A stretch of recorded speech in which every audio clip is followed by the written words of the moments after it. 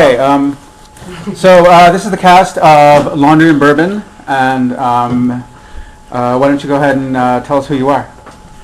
I'm Susanna Allett, and I have worked with Graham in the past, but this is the first time I will be working at Black Bart Theater, and I'm very thrilled with that. So yeah, usually I work at Stage 3 in Sonora, so I'm having a great time. It's a good new space, wonderful energy, and loving working with Graham. So. And your character is? I am Hattie, of course. My character is Hattie, and I'm Elizabeth's best friend. Enough said. And? My name is Laura Ford, and I'm playing Elizabeth, and Hattie is my best friend. And I've worked at Murphy's Creek Theater before, and at Stage 3 Theater, and with Sierra Repertory Theater, but this is my very first time here at the Black Bart Playhouse. My name is Cindy Menard. I'll be playing Amy Lee, and nobody likes me. I'm nobody's best friend. The first play I ever did with Graham with Murphy's Creek Theater was here at the Black Bart Playhouse in Crimes of the Heart about 100 years ago.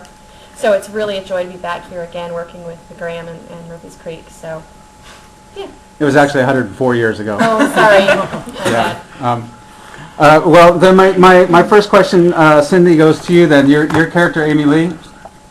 In order to play a character, you have to find something to love, and if nobody likes you, you must like you. What is there to like about Amy Lee? Well, Amy Lee is a strict Baptist and believes very strongly in her faith and tries to push it on others. I was raised in a very religious home, and so in a sort of an endearing way, I can relate to that. Just really strong religious beliefs. Cool. Yeah. And Elizabeth, what's going on in this play? What's going on in your life? My husband has just returned from the Vietnam War about 2 years ago, and he's going through a lot of post-traumatic stress syndrome. He's dealing with it as men tend to deal with it, and my character is dealing with it in the way that women deal with it, but she's got kind of a enlightened view of the whole situation.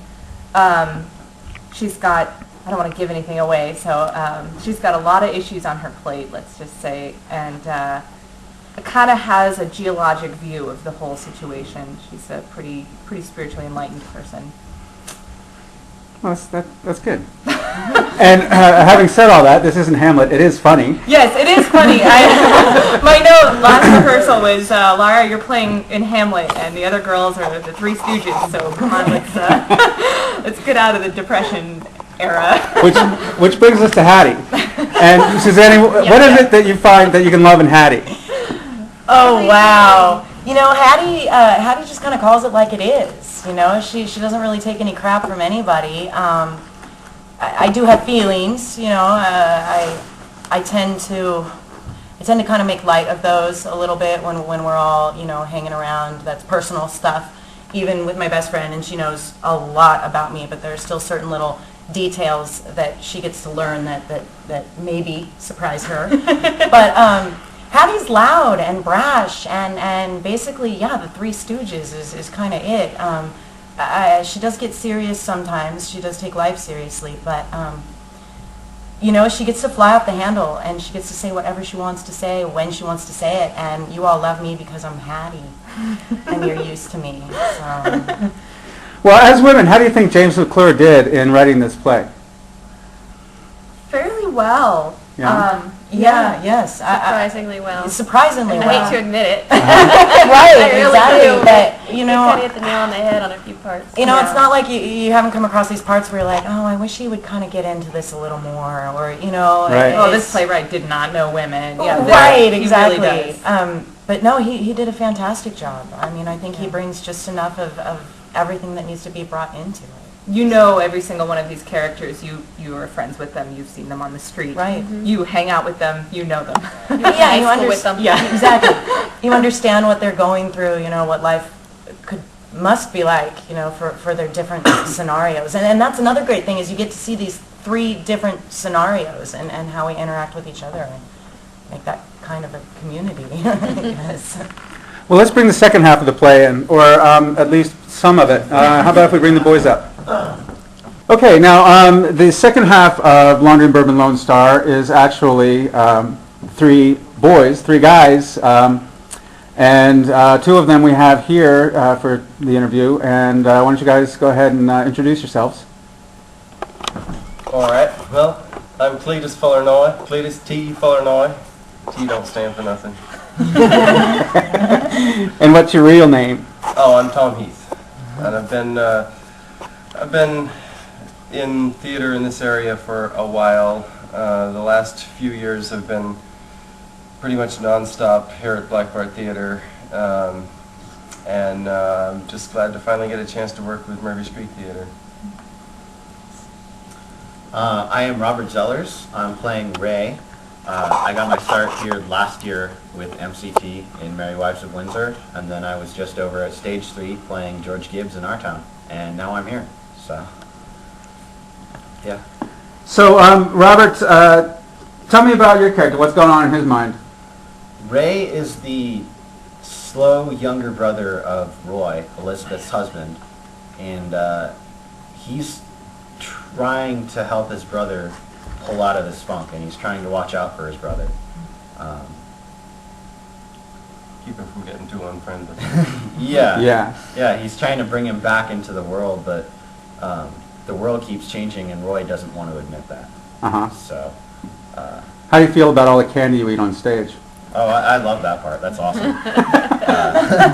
I'm so glad of that. I can't tell you. By the end of the run, but I get to eat a Baby Ruth every night. Just keep running. Yeah. Now, Tom, what's fun about Cletus for you? As Cletus, I get to kind of indulge in a lot of bad habits, act goofy and dumb, and yet at the same time, Cletus has a certain kind of success to him. He's running an appliance store, and he's on the Junior Chamber of Commerce. And he's got a better future in front of him than Roy does. But That remains to be seen after the antagonist does what he does. well, we'll see. We'll see about that. Dying ain't much of a living. Now, is this play appropriate for kids? Heck no. Maybe. Maybe, depends on the kids. Yeah, Depends depends. on the rain the parents want. Depends to on give what their night they children. come. I'd bring my teenagers, but I'd say, yes, Probably I'd say not. parental advisory, absolutely. Yes, Yeah. yes, there is a little bit of language to deal with, I've heard. There's some strong graphic language in I've the heard boys' the play. boys really go for yeah, you it. can bring the little ones out to see us, but boys. Yeah. That's right, they have to go home in intermission. I drop a couple B words, but that's about it. But the boys, Oh, they're all over the place. Hey, at least It's we're not so upfront much the, well, they do drop It's a lot. like but, life. Yeah. Yeah. You know, life is not G-rated, so this show is not G-rated either. right?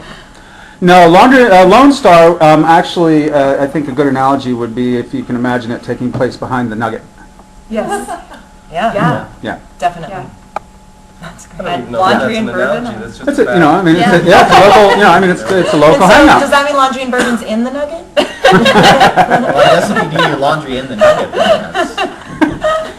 That would, never mind. Okay, when do you guys open? April 24th.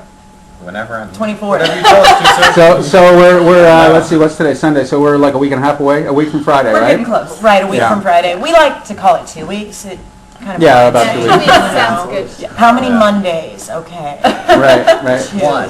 One. Well, one. No, two Mondays. Tomorrow and then yeah. Yeah, so 2 What? weeks. What way are you I'm in? only at one. So how do you feel about where you are in the rehearsal process? We're right where we should be. I think pretty solid, You're actually. right where you should be. It can be a little rough if the dialogue doesn't lead you right where you need to go. Then yeah, you kind of you can kind of freak out a little, and especially when lines are similar but different, and so you find yourself wanting to say the same thing over again, and that's wrong. But probably 2 days ago I would have been freaking out, but I feel pretty good. There's definitely some rough spots that make me extremely nervous, but This is the magical time. This is when suddenly things that you never thought would really start fitting together, and things suddenly start making sense. We still have moments where we just stand there and look at each other in silence. What am I supposed to be doing? Yeah. Isn't it But, you? Yeah. I'm not where I wish I were at this point in the rehearsals, and it's my own fault. But I still feel like things haven't completely gelled as far as my blocking and my lines, and the whole thing hasn't meshed quite yet. But I'm getting there. I have a Maybe harder about 2 time weeks, and with the lines that involve all three of us, and I Right. think if anything, it's maybe just because we have to do a little bit more communication. You know what I mean? And interacting with three different opinions instead of just two, bouncing off of each other. Right. This is the point where we have to stop worrying about ourselves and really start listening to everybody else, and Exactly. that's hard. I keep telling myself it's okay because they're going to be doing fine, and then it finally occurs to me, what about you? They're saying the same thing to themselves. Shit, they're going to be fine, so I will be okay. That's when the process begins, though, when you start listening. This is when right? the fun starts to happen. We've actually been joined by the gentleman playing Roy Hi. here, Hi. Sean Lewis. Good to meet you. As you can tell, it's really easy to break this rehearsal process up into the boys and the girls, and Yes, they're I just love meeting for the referring first to them time. boys, actually. But Sean, tell us a little bit about your character, without giving too much away. Roy's kind of an asshole. He's kind of an angry, bitter guy who hasn't done shit with his life since being in the army. And he's kind Little of taste in resentful the for plate. that because it's not his fault at all. It's everything and every other circumstance. He's around always him. been kind of an idol to me. And he's just, in high school he was something and now he's not. And he's just used to being the somebody his whole life, and now nobody really gives a shit about him, and you can't kind of figure out why. He's harder on himself. Yeah. So what do you like about Roy? He's different. He's something different. He's something I haven't done before. He's got a little more real side to him than most of the stuff. Mostly I do like, kind of more character people, not so much real people, but Roy's someone that's kind of real, you know what I mean? He's got a more presence that you can connect to on different levels, you know what I mean? That's my favorite part about Roy. Yeah, that's one of my favorite things about this play is he's written very deep characters. Right. They're Yeah. not just Right. one-sided, You kind of feel bad for Roy even though he's an asshole. Yeah. Yeah. You're going to have to bleep that out. Oh, well, it is a mature play. It is a mature play, but Huntly.net is- I'd say worse things than We can say it's a PG segment, like the play. So it's fun to play. Well, we can get some of that anyway. Yeah, right? Okay. Good. Okay. Okay. Yeah. We open on April 24th and run through May 17th. Is there anything any of you would like to ask another? Put us on the spot there. Yeah. Jeez. Yeah, you I'm guys good at have to that. Think about things like that. I know. I'm just trying to learn my lines. All right. All right. Well, then we'll see you all back Have in a you week, seen huh? Vernon? He's not at Angels. That's funny. Yeah. Well, then I guess that we'll just do this again next week and interview over. Thank you so much. We'll be Thank panicked then. you.